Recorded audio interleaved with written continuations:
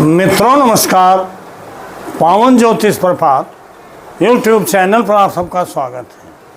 आज के वीडियो का शीर्षक बहुत ही महत्वपूर्ण है। शीर्षक का नाम है धन कमाई के स्रोत के बारे में कुंडली से कैसे जानें। Information about source of earning money from horoscope.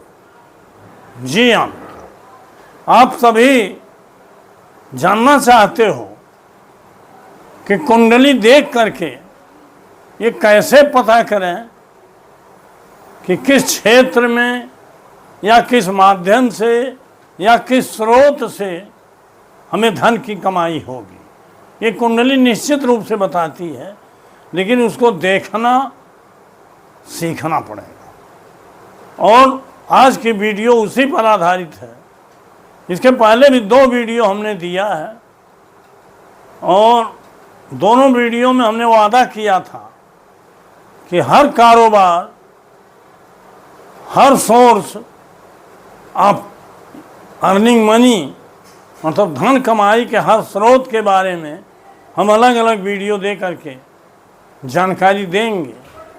लेकिन मुझे लग रहा है कि एक साथ सभी स्रोतों की जानकारी दें। थोड़ा वीडियो भले लंबा होगा, आपसे अनुरोध है कि ये वीडियो ज़रूर देखिए और स्टेप बाई स्टेप देखिए। मतलब इसको छोड़िए नहीं, पूरा देखिए। वीडियो को, चैनल को सब्सक्राइब कीजिए, वीडियो लाइक करिए, शेयर करिए, कमेंट करिए और हाइप के बटन को भी पुश करिए। हम ये तो कुंडली का चार्ट है, जो लग्न और कस्प चार्ट हम रेगुलर नेचुरल कुंडली का देते हैं। लेकिन आज हम ये बताएंगे, हम बार बार 2 वीडियो में बता चुके हैं, कुंडली का धन भाव अर्थात ये द्वितीय भाव, इसका उपनक्षत्र स्वामी आप देखेंगे जो केवल केपी में ही बताया जाता है, अन्य ज्योतिष में ये नहीं बताया जाता है। और जब तक केपी के माध्यम से आप नहीं जानेंगे, अन्य तरीके से जानकारी नहीं मिलती। बड़ा ही आपके लिए उपयोगी और महत्वपूर्ण तथा अनुकूल वीडियो है। इसके महत्व को समझते हुए फिर आपसे आग्रह कर रहा हूँ कि पूरी वीडियो जरूर देखिए। हम बताएंगे कि लग्न भाव का उपनक्षत्र स्वामी नहीं, द्वितीय भाव यानी धन भाव का उपनक्षत्र स्वामी आपके कुंडली में सोर्स ऑफ अर्निंग मनी बताता है। वो उपनक्षत्र स्वामी जिन भावों का सिग्निफिकेटर होगा उसी के माध्यम से ही आप धन कमाएंगे। यद्यपि धन कमाने के लिए, व्यवसाय के लिए, नौकरी के लिए कुंडली के अन्य भाव भी सहयोगी हैं, उनका प्रयोग किया जाता है। लेकिन धन भाव का उपनक्षत्र स्वामी कन्फर्म बता देता है कि इसी माध्यम से आपको धन मिलेगा। अन्य भाव जो बताते हैं उसमें कार्य की सहमति असहमति, प्रामिस गैर प्रामिस होता है, होता भी है, अड़चने आती हैं, होगा कि नहीं होगा, या एक के साथ अनेकों कारोबार व्यवसाय हम करते हैं। लेकिन धन भाव का उपनक्षत्र स्वामी निश्चित रूप से बताएगा कि इसी व्यवसाय से आपको धन लाभ होगा, इसी कारोबार से आपको धन लाभ होगा, कमाई का स्रोत यही माध्यम होगा। इस नाते उसको जान लेने के बाद आप उस क्षेत्र में, उस कार्य के प्रति आगे बढ़ेंगे तो निश्चित रूप से आप सफल होंगे जीवन में।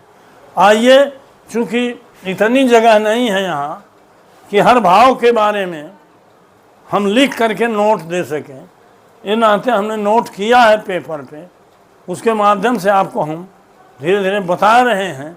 वीडियो भले लंबी हो, लेकिन इस वीडियो को ही देख करके आप समझेंगे, सुन करके समझेंगे। अगर इसका मिस्टेक किए तो बार बार वीडियो आपको देखना पड़ेगा। क्योंकि ये वीडियो उपयोगी है, ये नाते आप वीडियो ज़रूर देखेंगे, ऐसा मुझे आशा और विश्वास। अगर कुंडली में यही द्वितीय भाव का उपनक्षत्र स्वामी सिग्निफिकेटर या कार्य हमने बार बार बताया है कि ऐसे देखा जाता है। ये उपनक्षत्र स्वामी लग्न, सप्तम और 10म का सिग्निफिकेटर हो। लग्न सप्तम और दसम भाव का सिग्निफिकेटर हो। तो हमने बताया था अपना स्वयं का कारोबार करके आप धन कमाई करेंगे, अर्थात अपनी पूंजी लगाएंगे और कमाई करेंगे। और हमने 11वें भाव के बारे में भी बताया था, चौतरफा धनार्जन योग या धनागम योग। लेकिन आज हम 12वें भाव से बताने जा रहे हैं और उसको पढ़ के बताएंगे, यहाँ बताएंगे भी। ये नाते आप ध्यान से देखिए और सुनिए। इसमें मित्रों स्वयं के कारोबार से सोर्स ऑफ मनी होगा 1, 7 और 10। और अगर द्वितीय भाव का उपनक्षत्र स्वामी, पहले भाव 1, 7, 10 को हमने बता दिया, अगर यही द्वितीय भाव का उपनक्षत्र स्वामी 6 और 10, 6 और 10वें भाव को बता, तो नौकरी से ही आपकी को धन मिलेगा। यही आपका सोर्स ऑफ इनकम या वेल्थ या अर्निंग वेल्थ होगा, अर्निंग मनी होगा। और तृतीय भाव मतलब द्वितीय भाव का उपनक्षत्र स्वामी अगर 2 और 3, द्वितीय भाव का उपनक्षत्र स्वामी द्वितीय और तृतीय भाव का सिग्निफिकेंट हम बार बार बताए हैं कि उपनक्षत्र स्वामी में उसके द्वारा और उसके नक्षत्र के द्वारा 2 स्टेप ही देखा जाता, वह और उसका नक्षत्र मिल करके इन भावों को बताना है। केवल स्वयं के द्वारा बताने से कार्य उतना बढ़िया नहीं मिलेगा। इसमें से जो भाव बता रहे हैं उसमें से 2 या 3 बता रहे हो तो 2 या 3 में से कोई भाव नक्षत्र में भी आना चाहिए, तभी ये नियम की पूर्ति होती है। तो अगर द्वितीय भाव का उपनक्षत्र स्वामी द्वितीय और तृतीय भाव का कार्जेश हो तो आपका सोर्स ऑफ इनकम होगा लेखन, छपाई, एजेंसी, एम्प्लॉयमेंट, सेल्समैन और छोटी यात्रा संस्थाएं। जी अमित। और यही द्वितीय भाव का उपनक्षत्र स्वामी अगर 2 और 4, 2 जरूरी है, द्वितीय और चतुर्थ का कार्यार्थ हो। 2 और 4, 2 माने धन और चतुर्थ माने, चतुर्थ से होता है भूमि, मौन, वाहन, शिक्षा, माता, जमीन, सब के माध्यम से, अर्थात जमीन, घर, बगीचे, वाहन और शिक्षा संस्था, इसके द्वारा आप धन का कमाई करेंगे। यही आपका जरिया होगा। और तो अगर द्वितीय भाव का उपनक्षत्र स्वामी द्वितीय और पंचम भाव का कार्य 2 जरूर आया हो, 5वां भी आया हो, स्वयं और नक्षत्र के द्वारा, तो कला है, नाटक है, सिनेमा है, मंत्र तंत्र है, पुरोहित गिरी है, इन चीज़ों से इसमें हमने नोट किया है। तो इसमें है जातक, सिनेमा से, खेल से, रेस से, जुआ से, कला से, मंत्र तंत्र से, पुरोहित से, आदि आदि जो पंचम भाव से कार्य देखे जाते हैं, उन्हीं कार्यों को जरिया बना के धन की कमाई जातक करेगा। और यही उपनक्षत्र स्वामी 2 और 6वें भाव का कार्य है। तो 2 और 6 का कारोबार केवल नौकरी नहीं देता है, 10वां भी आना चाहिए। तो 2 और 6 का कार्य हो तो आपको ऋण, साहूकारी, पालतू जानवर, मुर्गी पालन, गवाएं, होटल, एम्प्लॉयमेंट और एम्प्लॉयमेंट आदि कार्यों से धन की कमाई होगी।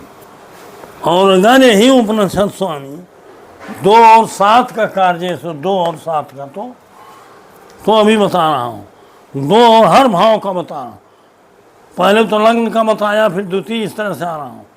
2 और 7 का कार्य हो तो विवाह मंडल, पार्टनर से, पार्टनरशिप से, कानूनी सलाहकार से कमाई का जरिया हो। यही बन करके आप कमाएंगे। और 2 और 8 इन भावों का कार्य हो, सिग्निफिकेटर हो। कौन? द्वितीय भाव का उपनक्षत्र स्वामी। ये द्वितीय भाव या धन भाव का उपनक्षत्र स्वामी हर जगह होगा। तो 2 और 8 का कार्य हो तो क्या होगा? जीवन बीमा से, दुर्घटना बीमा से, हर्जाना से, पुश्तैनी जायदाद के हक से, मतलब वरासत जिसको आप कहते हो, और मृत्यु पत्र से, बोनस फंड से, भविष्य निर्वाह निधि जिसको आप पीएफ कहते हो, और ग्रेच्युटी आदि से, 8वें भाव से जो चीज़ें देखी जाती हैं उसी से बहुत से लोगों को हमने बताया, बहुत से लोगों जीवन बीमा एजेंट बन के कमाई कर रहे हैं। और वही द्वितीय भाव का उपनिषद स्वामी 9वें भाव का कार्य सो, तो अब देखिए कितना हर भाव से बता रहे हैं। ऐसा कुंडली देख के आप निर्णय कर सकते हैं और उसी रास्ते को चुन लीजिए। आप निश्चित रूप से सोर्स ऑफ इनकम आपका बढ़ेगा, और इधर उधर भटकेंगे तो समय बर्बाद होगा। तो 2 और 9, द्वितीय और 9 का कार्य सो, तो तब आप जो है